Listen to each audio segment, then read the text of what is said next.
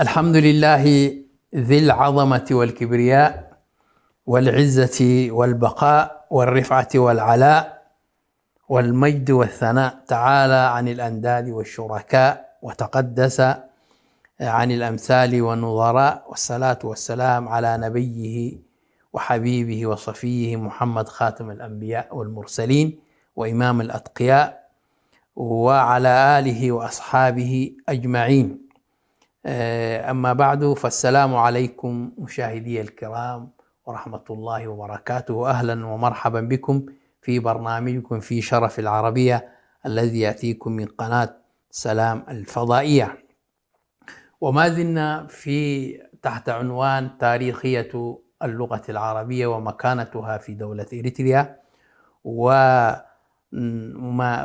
وكنا توقفنا في مستقبل اللغة العربية في إريتريا، وذكرنا أن هنالك مستقبلا زاهرا للغة العربية في إريتريا مهما مضايقتها ومهما محاربتها، ومنها انتشار وسائل الإعلام المقروءة والمسموعة والمرئية باللغة العربية، وانفتاح دولة إريتريا على محيطها العربي الذي عزلت عنه لفترات طويلة بفعل الاحتلال الإثيوبي والاحتلال الجديد.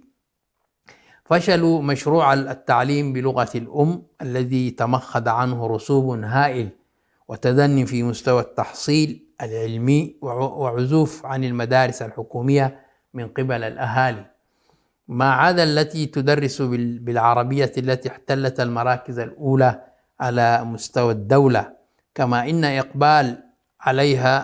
الإقبال عليها يفوق طاقتها الاستيعابية. بعد ما فشلت خطة التعليم بلغة الأم، ذهب أولياء الأمور وسحبوا أبنائهم إلى المدارس التي تدرس بالعربية، وهو ما يدل على انحياز الشعب الإريتري الكامل للغته العربية.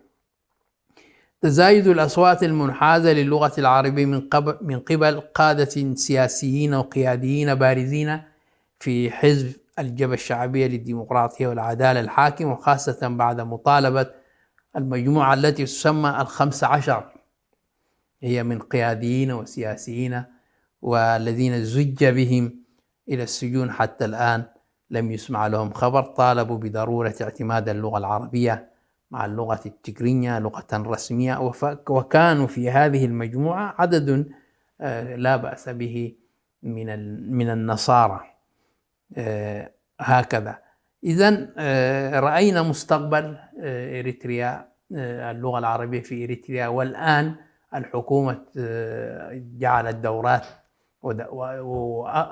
وخرجت دفعات كبيرة جدا من حاملي الشهادات العربية في تعليم اللغة العربية، وثم بعد ذلك يكون هنالك تدريسها في المدارس، وتكون كذلك في الأماكن الإدارية. هذا للمستقبل القريب. طيب، ومن العوامل كذلك التي ساعدت نشر اللغة العربية في إريتريا هي وجود الصحف والمجلات العربية التي صدرت قديما في إريتريا من عهد الإيطالي حتى العهد الإثيوبي قبل استقلال المزعوم. منذ أن بدأت الصحافة في إريتريا ظهرت الصحف العربية وانتشرت انتشارا واسعا، وقد كانت أكثر من 20 صحيفة في خلال 20 عاما، وإما باللغة العربية فقط أو باللغة العربية وغيرها من اللغات المحلية والعالمية.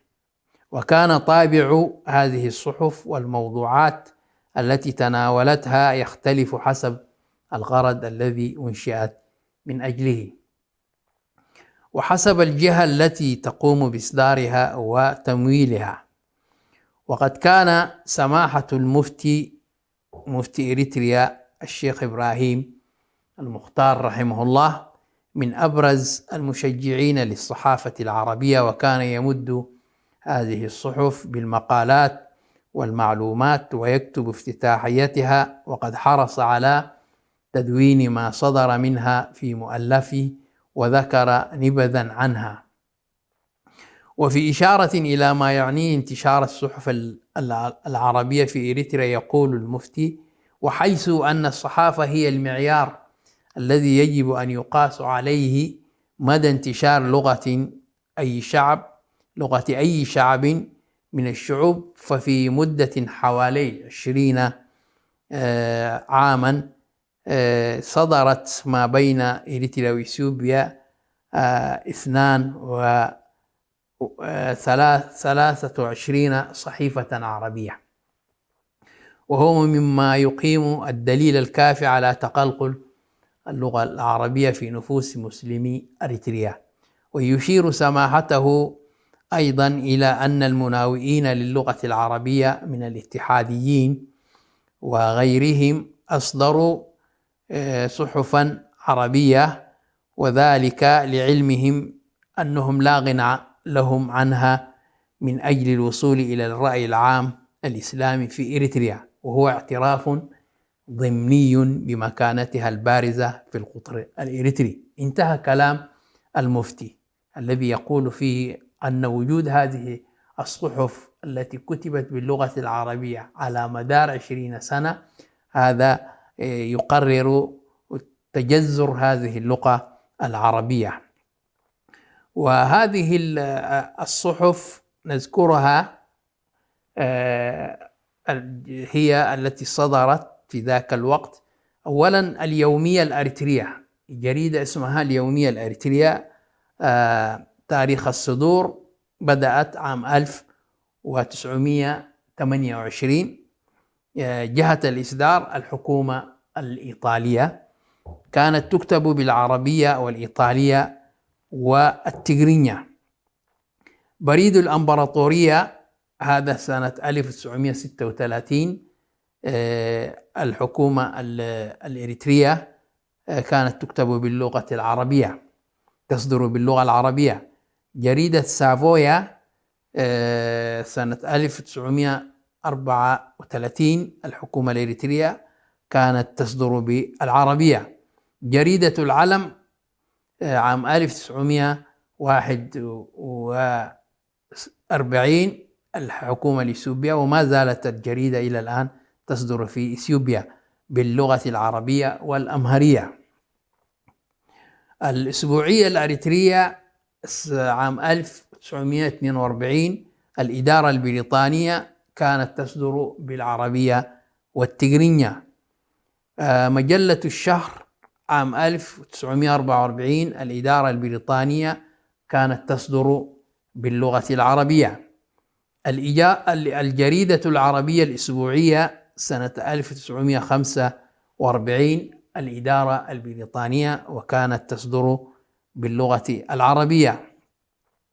صوت إريتريا صدرت عام 1945 حزب الاتحاد مع إثيوبيا في ذاك الوقت، وكانت تصدر باللغة العربية والأمهرية.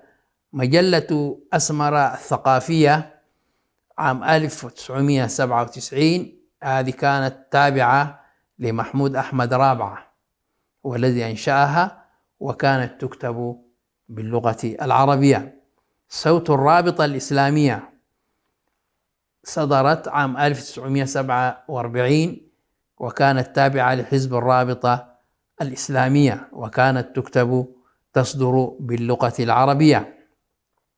الجريدة الإثيوبية عام 1947 حزب الاتحاد مع إثيوبيا اندنت كانت تصدر باللغة العربية والتجرينية.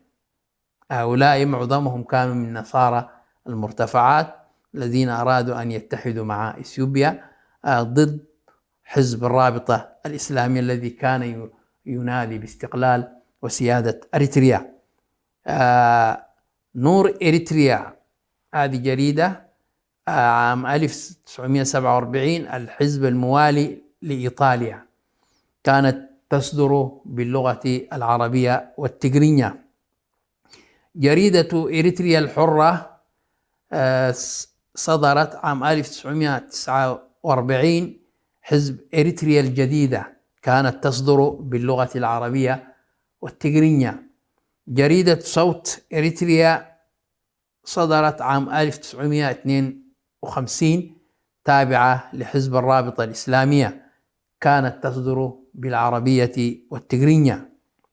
المجلة الاقتصادية عام 1951، توما ميديني إيطالي هو الذي أصدرها، إيطالي، كانت تصدر باللغة العربية والإيطالية واللغة الإنجليزية. جريدة وحدة إريتريا صدرت عام 1949 وكانت تابعة للكتلة الاستقلالية. هذه الكتلة هي انضمت الأحزاب التي كانت تنادي بالاستقلال، تكونت كتلة من ضمنهم حزب الرابطة الإسلامية، وكانت تصدر بالعربية والتجرينية. النشرة عام 1951 كانت تابعة للغرفة التجارية الأريترية، كانت تصدر بالعربية والتجرينية والإيطالية والإنجليزية. الاتحاد، جريدة الاتحاد والتقدم صدرت عام 1952، تابعة لحزب الرابطة المستقلة، كانت تصدر بالعربية والتجرينية. جريدة الزمان عام 1953 تابعة للحكومة الإريترية، وكانت تصدر باللغة العربية والتجرينية. الجازيطة الإريترية عام 1953، الحكومة الإريترية كانت تصدر باللغة العربية. جريدة الاتحاد عام 1954 كانت تابعة لشبان حزب الاتحاد، كانت تصدر باللغة العربية والتجرينية. مجلة المنار صدرت عام 1954، كانت تابعة لصالح عبد القادر برحتو، وكانت تصدر باللغة العربية. صحيفة الأحد صدرت عام 1958 وكانت تابعة للحكومة الأريترية، وكانت تصدر باللغة العربية والأمهرية.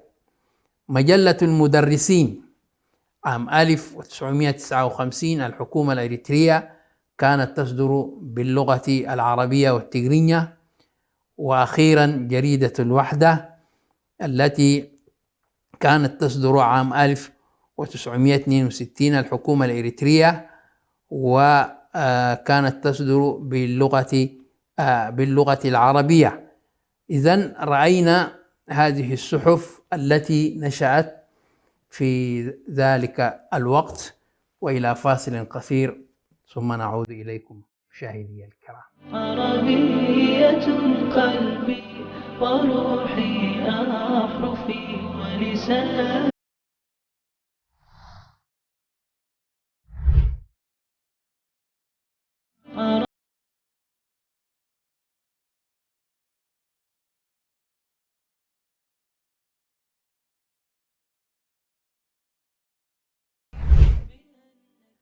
الحمد لله والصلاة والسلام على رسول الله وعلى آله وصحبه أجمعين. أهلا وسهلا بكم مرة أخرى بعد فاصل قصير.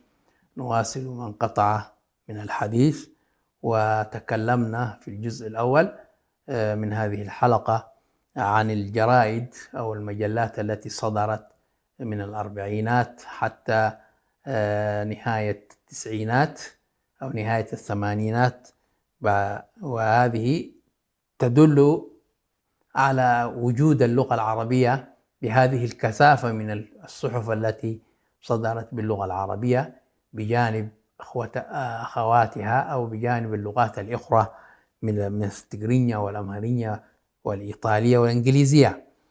وكذلك نرى من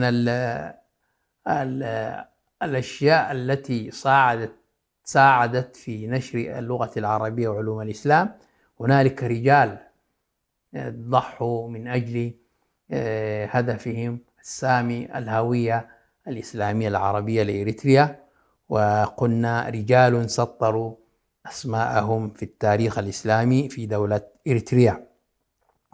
أولا الشيخ إبراهيم المختار ابن أحمد ابن عمر. هذا الشيخ إبراهيم المختار يعتبر مفتي الديار الإريترية الأول. المولد والنشأة: ولد سماحة الشيخ إبراهيم المختار ابن أحمد بن عمر في عام 1909، ومكان ولادته في قرية تطل على البحر الأحمر في شرق إريتريا بالقرب من قرية أروفالي. والده هو العلامة الفقيه الشيخ أحمد بن عمر الذي تلقى العلم على يد علماء بلده ثم توجه إلى الحجاز. هذا والد المفتي إبراهيم، وأتم طلبه للعلم ثم عاد إلى أرض الوطن معلما ومرشدا، وكان من العلماء المشهود لهم بالزهد والورع، وقد دعي لتولي منصب القضاء مرتين فرفض. هذا والد الشيخ إبراهيم المختار. في هذا الجو العلمي والإيماني تربى سماحة الشيخ إبراهيم المختار، وقرأ القرآن بين يدي والده وختمه، وأخذ عليه مبادئ العلوم الشرعية كالفقه وعلوم اللغة والأدب وغيرها، وكان له منذ صباه ميل شديد للعلم ونفس طواقة للسفر في طلب العلم، حتى أنه تمثل في وصف حاله بيت شعر ذكره في مؤلفه للشاعر العباسي ديك الجن. هذا شاعر اسمه ديك الجن: أتاني هواها قبل أن أعرف الهوى، فصادف قلبا خاليا فتمكن. أي العلم، هو يقصد هنا العلم، أما ذاك فهو يتقزل بامرأة. وأما شيخنا إبراهيم المختار رحمه الله أحب العلم، وأتاني هواه قبل أن أعرف الهوى، قبل أن يعرف العلم، فصادف قلبا خاليا فتمكن. إذن مقادرته في طلب العلم: في عام 1924 اتجه سماحة الشيخ نحو السودان برا. كما قلت لكم كان ارتباطا قويا بين إريتريا والسودان، لا حدود، لا سايس بيكو، لا تعقيدات، لا جوازات، لا تصاريح، كان البر مفتوحا. وأقام في مدينة كسلة فترة من الزمن، ثم اتجه إلى مدينة أم درمان في عام 1925، وفور وصوله انتسب بمعهد أم درمان العلمي، بعد أن تكفل أحد تجار المدينة بنفقته ونفقة زميله. هم اثنان أتوا إلى هذا المعهد، وللأسف الشديد المعهد لم يستطع أن يستقبلهم، وحزنوا، فوجدهم تاجر من تجار مدينة أم درمان في مسجد وهم حزنون يبكون، فقال لهم: ما الذي حصل؟ قالوا له: حصل كذا كذا، ورفدنا في الانتماء لهذا المعهد لقلة مواد المعهد موارده المالية. فقال هذا التاجر، ذهب إلى المعهد وقال لهم: أنا أتكفل هذا الشيخ وزميله، فدرس في هذا المعهد وبرع في العلم. التحق بجامع الأزهر الشريف. طبعا الجامع كان يسمى جامع الأزهر الشريف قبل أن يؤنس بتاء التأنيث، فصار الآن جامعة الأزهر. وصل إلى القاهرة في عام 1926 وانتسب بالأزهر الشريف بعد نجاحه في امتحان القبول في عهد شيخه الإمام الأكبر الشيخ محمد أبي الفضل الجيزاوي. هو وصل في ذلك. نيله هو الشهادة العالمية للغرباء والشهادة العالمية النهائية. الشهادة العالمية للغرباء والشهادة العالمية النهائية. العالمية من العلم. أكمل تعليمه بنيل الشهادة العالمية للغرباء في عام 1932 في عهد الشيخ الأزهر الإمام الأكبر الشيخ محمد بن أحمد الظواهري، وبدأ يستعد استعدادا حثيثا للدخول في الامتحان النهائي. وفي خلال هذه الفترة، هذه المدة، سعى لتحصيل العلم على عدة مشايخ، وتردد كثيرا على المكتبات باحثا ودارسا، وانتسب في هذه الفترة أيضا بالمدرسة الإيطالية ببولاق لتعلم اللغة الإيطالية، ثم في مدرسة تحسين الخط الملكي. حصل على الشهادة العالمية النهائية في عام 1937 في عهد شيخ الإمام الأكبر محمد ابن مصطفى المراغي. وبعد حصوله على الشهادة العالمية دخل، هي الشهادة العالمية هي البكالوريوس، الآن ما يسمى البكالوريوس أو ليسانس، كانت تسمى شهادة العالمية عندما كان الأزهر في ذاك الوقت أزهر إسلامي، يعني قبل أن تدخل عليه العلمانية. دخل في تخصص الفقه والأصول ومكث فيه حوالي 3 سنوات حتى أتمه على أكمل وجه. من هم شيوخه في مصر؟ ذكر الشيخ إبراهيم المختار رحمه الله في مؤلفه بأنه تلقى العلم منذ بداية رحلته العلمية على 93 شيخا، وفيما يلي نذكر بعض منهم في مصر. أولا العالم الإمام محمد بن بخيت المطيعي. ثانيا الإمام الأكبر الشيخ محمد بن مصطفى المراقي. ثالثا إمام أهل السنة الشيخ محمد بن خطاب السبكي. رابعا العلامة الشيخ محمد بن زاهد الكوثري، أجاز له جميع مروياته، أعطاه إجازة. العلامة الشيخ عبد الرحمن بن محمد البنا الساعاتي، وهو والد الإمام الشهيد حسن البنا رحمه الله، أجاز له جميع مروياته. سادسا المحدث العلامة محمد بن حبيب الله الشنقيطي، أجاز له جميع مروياته. سابعا العلامة الشيخ عبد الرحمن عليش، أجاز له جميع مروياته. ثامنا سماحة الشيخ مصطفى بن صبري شيخ الإسلام. تاسعا الإمام الأكبر الشيخ محمد بن شلتوت رحمهم الله جميعا، ورحم الله شيخنا مفتي الديار الإريترية الأول. سادسا عندنا جهوده في تحقيق الكتب، كان له جهد ومجاهدة في تحقيق الكتب.